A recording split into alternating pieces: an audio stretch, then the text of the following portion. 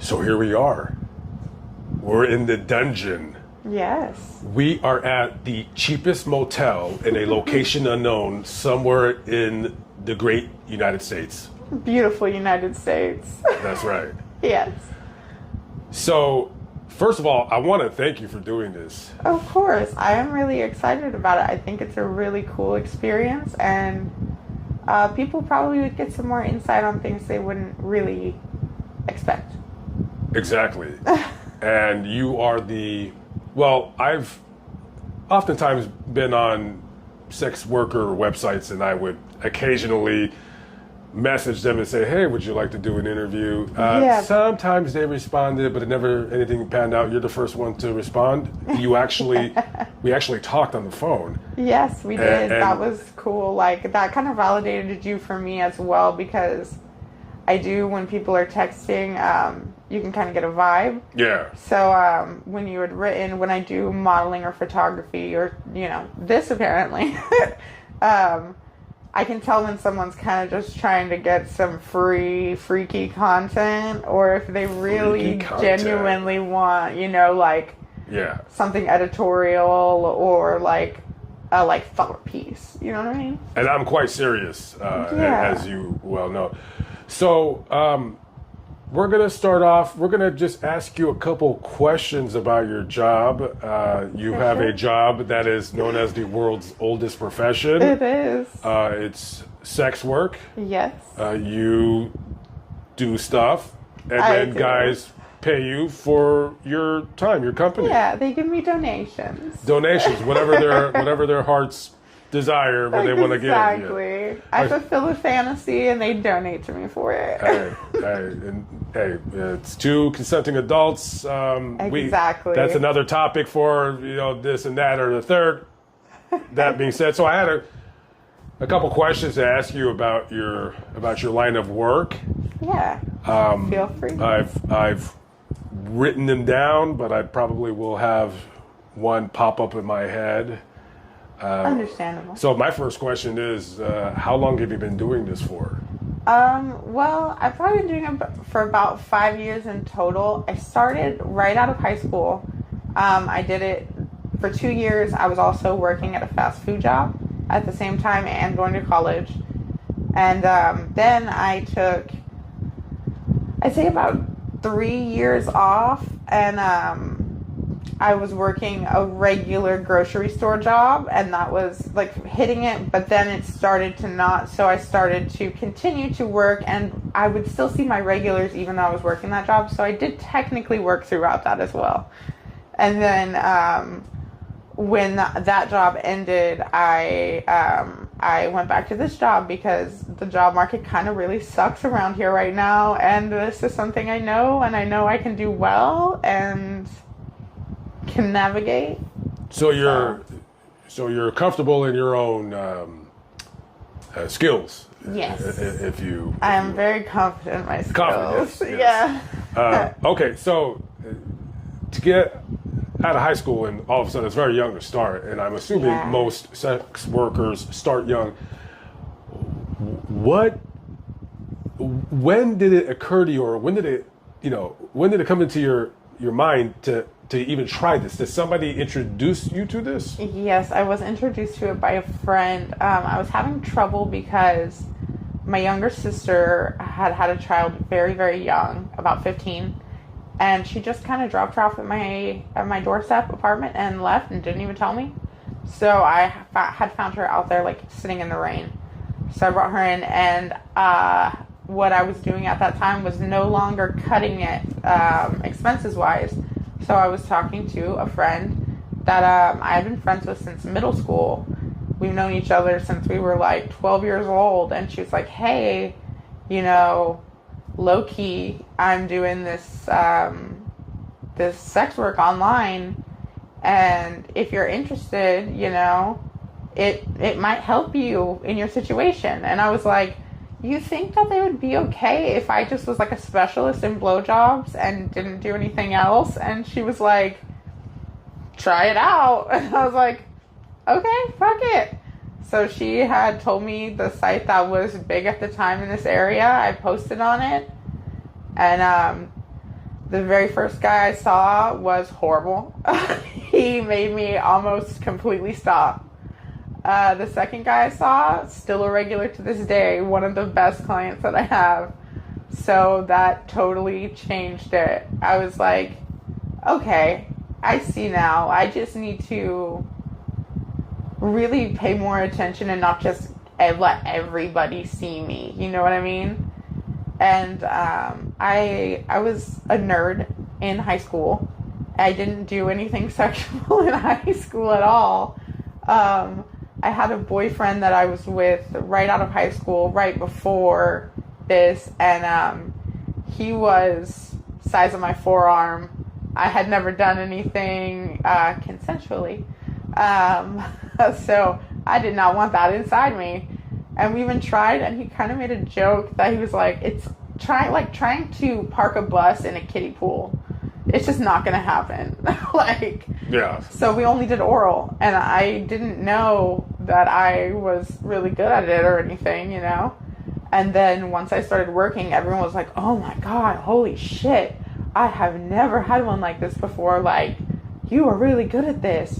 And I was like, okay, now I have a selling point. Like, it's not just I only do BJs, it's I only do really good BJs, and everybody knows it.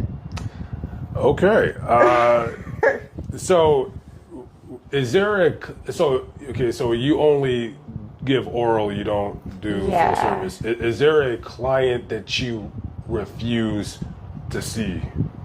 There was one.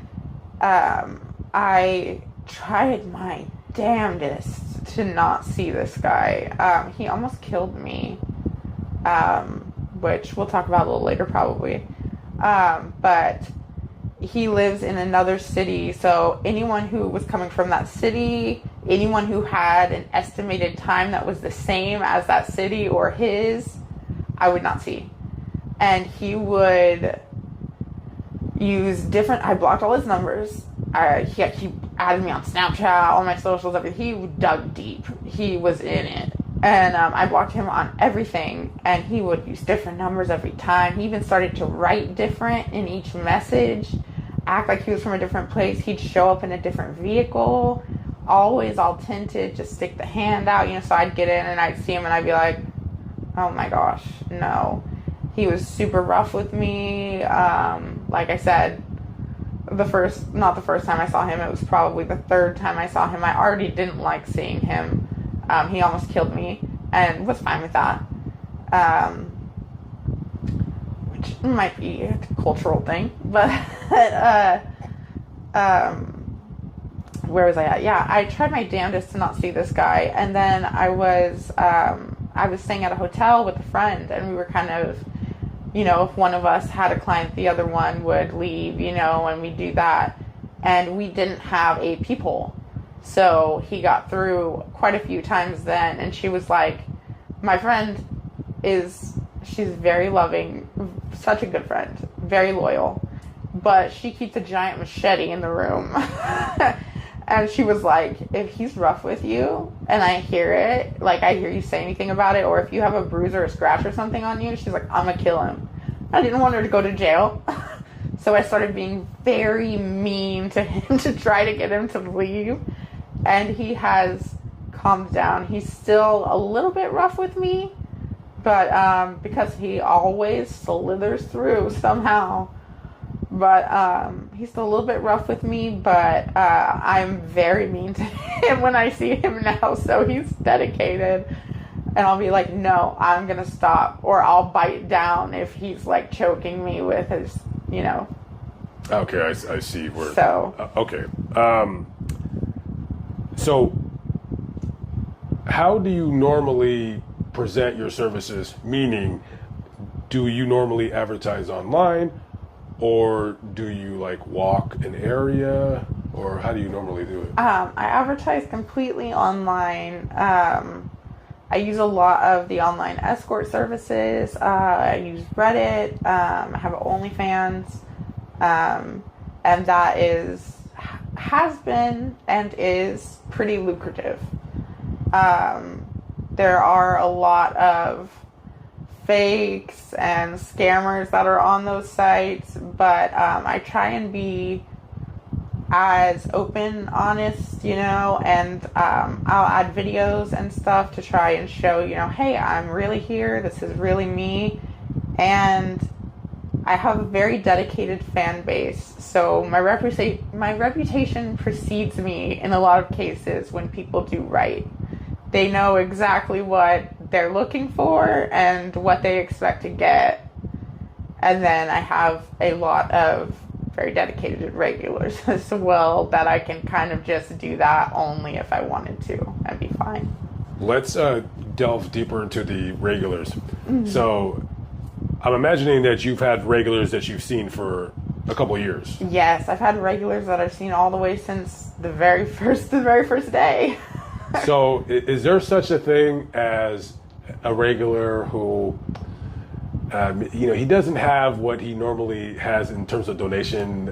If he could borrow your service, do you do that? Regulars, once I've known them for a certain amount of time, usually regulars and me have gotten along on a personal level. I'd say there's different tiers of regulars. There's like a top tier of regular that I would consider my actual friends. They'll send me money if I need help with something. And in the same way, if they're a little short, I'll go let them be a little short, front it. Sometimes I'll let them do the service and they'll just pay me another day.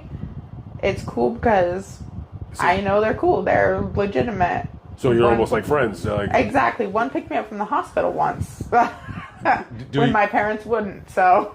Do you hang out with a regular if he does not want to do anything sexual?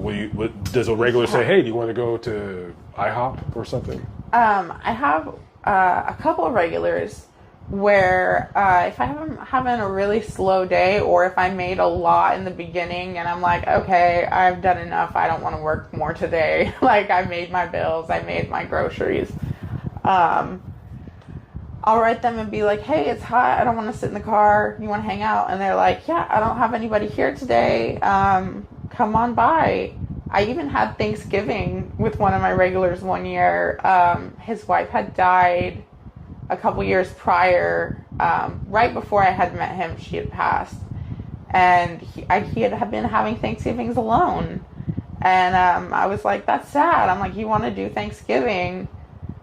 His son had just moved out and they kind of did like a little plate from Denny's kind of thing for it before then. And I was like, let's have a Thanksgiving. He's like, is it cool if I like make some ribs? I have a, what are they called? Slow cooker, like the really nice grills.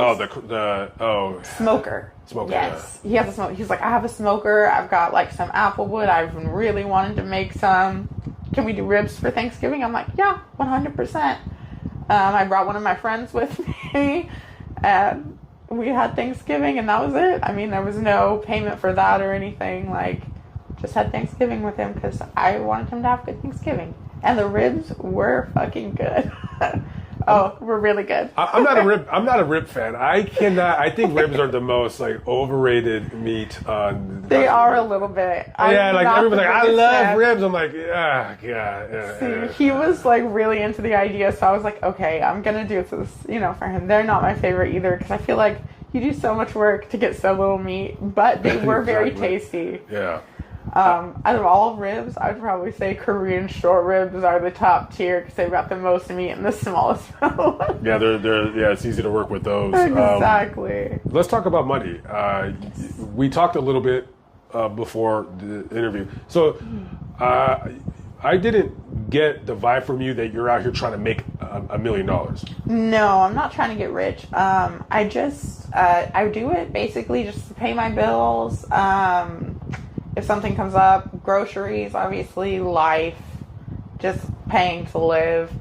And then I do sometimes splurge, buy some clothes, buy some makeup, which makeup is necessary for my job, so that's kind of essential.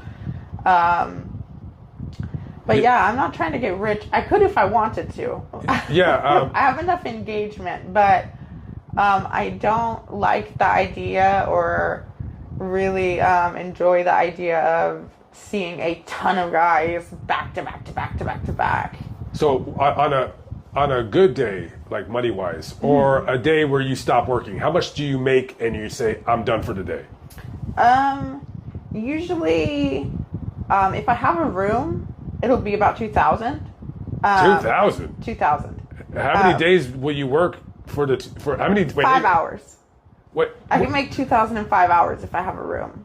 But when I'm in the car, it's a lot less.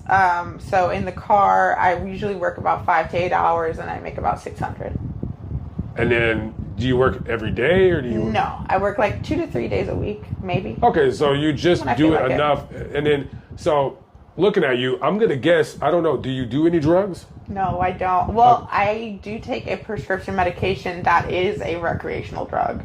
Okay, but But you're I've been not. on it You since I don't was do. 15. You don't smoke. Yeah, or, no. or slam or like you don't look like I it. smoked weed when I was in high school, but now it makes my anxiety go through the roof, so I can't. Okay. But yeah, I don't even drink. I'm not exciting in that way. What's the scariest situation you've been in? You mentioned earlier that he almost killed you. Yeah, that would probably be the scariest one. I don't let anyone do car dates in orchards or fields anymore because of this guy. He wanted to go out to the orchards. That's how a lot of murders that I read start at the orchard. That is exactly. Yeah. That is Okay. exactly why. And this guy in particular, the one that almost killed me, we'll talk about him first, and then I'll go into a couple other situations that have also happened in fields and orchards right when I started and did not know enough to be quite as savvy. I have a deviated septum, so I can't breathe through my nose. I do tell my clients that. So we have a tap method because I allow people to do like face, effing. That's fine with me. Yeah. So I told him, if I'm tapping, I need to breathe. And he was like pushing and pushing. I'm tapping, and he keeps going and he's pushing farther and farther. And I'm tapping. I'm punching his leg. I can feel myself passing out.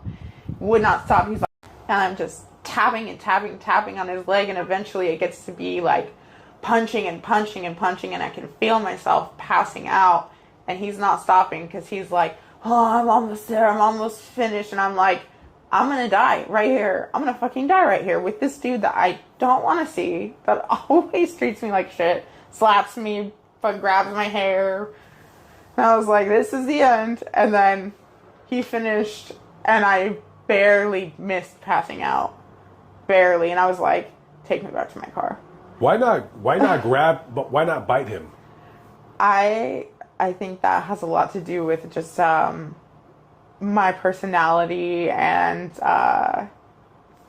the way that different traumas I have influenced the way that I grew up. I'm very, very much a people pleaser, and at that time it was really bad, so I just accepted that I was going to die.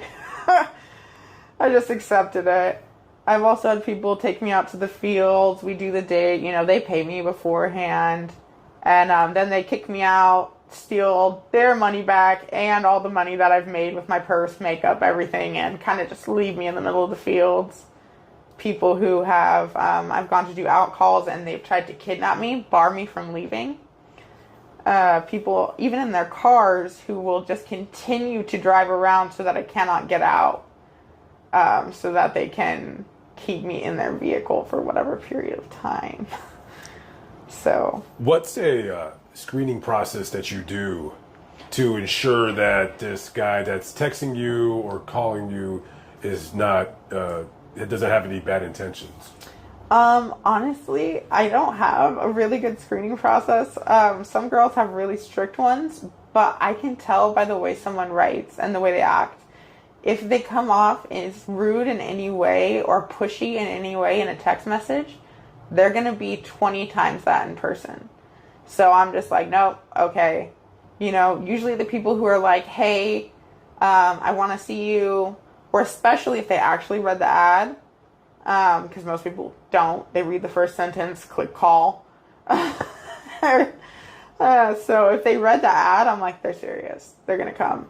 And then from then on, I kind of, even if they write the same exact text, I can kind of tell, okay, this person is dangerous and this person is not. It's just, I think, a learned experience thing. What's the least sexual experience or service, excuse me, that you provide before, like? This one's kind of funny because it's super weird. This guy wrote me and he asked if he could bench press me while I planked, and he could just bench press me. And I was like, you don't want a service as well, you know, like, and we could do that as like some sort of add-on. Like, I wouldn't make someone pay full amount for that. Like, he's like, no, I'll pay you $500 to bench press you. And I'm like, I'm not the most physically fit girl. I don't think I can plank for a very long period of time. He's like, as long as you get one or two, baby. I'm like, okay. And I went there and he just bench pressed me, gave me the $500. Was like, I loved it. Bye. Easy peasy, lemon squeezy. Easy peasy. And I looked at his pants. He wasn't tenting or anything. He just wanted to bench press me real bad. He just wanted to brag and say, yeah, I paid somebody to bench press, I guess. Exactly. My dad used to bench press me when I was younger, which is why I knew I'd be able to do it. Right. So what kind of clients do you normally get? Like because you said earlier you get to know them, and Yeah. What kind of background do these guys have? A lot of teachers, a lot of construction workers, you know, like kind of blue collar jobs, a lot of accountants. Accountant is the number one, by the way, that I see. Numbers. Yeah. I've also seen some well-known political figures and some, you know, that worked under those political figures. I've also been to work parties with well-known lawyers. Don't worry, guys. Your secrets are safe with us. Exactly. And they will deck you out in diamonds and all sorts of stuff, but they don't let you keep them, which was so sad. Oh, God, it was beautiful. But it's funny because when you do go to those events, most of the girls are workers. And when you're in the bathroom, we all just kind of gossip. And we're like, yeah, we're getting paid to be here. And it's like, they bought me this dress, like, and they paid me a lot. So, those ones are fun. But yeah, the majority would be accountants. And then like blue collar workers, I get a lot of, and I get a lot of guys around my age who work at like a pizza place or, you know, some part-time job, and they just don't want to date. Yeah. And they're like, I can see you when I can see you, you know, like that. But the regulars, they do have those more high-paying jobs that are more, you know, consistent. Last question before you run and escape from the dungeon. Yes. What is something about you that, whether you're clients, people in the street, people that pass you by every day, what is one thing about you that we would never know that you're good at? I played the trumpet for 17 years, and my senior year, the entire marching show, was based around me. It was basically a whole solo I did 3 songs of. Very, very good at it. Played it since the 4th grade all the way through college. Okay. Yeah. Okay, very good. Okay. I can play a lot of other instruments too, but that one I am really, really good at still. Okay. It's my guilty pleasure. I thank you for coming to me and doing this. I want to do more of these, and you're my first, so thank you for your time. I'm always happy to be anybody's first. I feel like I'm a really good, easy person to talk to, so I had a good time too, and it was a really cool experience. I enjoyed it. All right, well, guys, we're out of here. Thank you for watching. Catch you with you later. Peace out.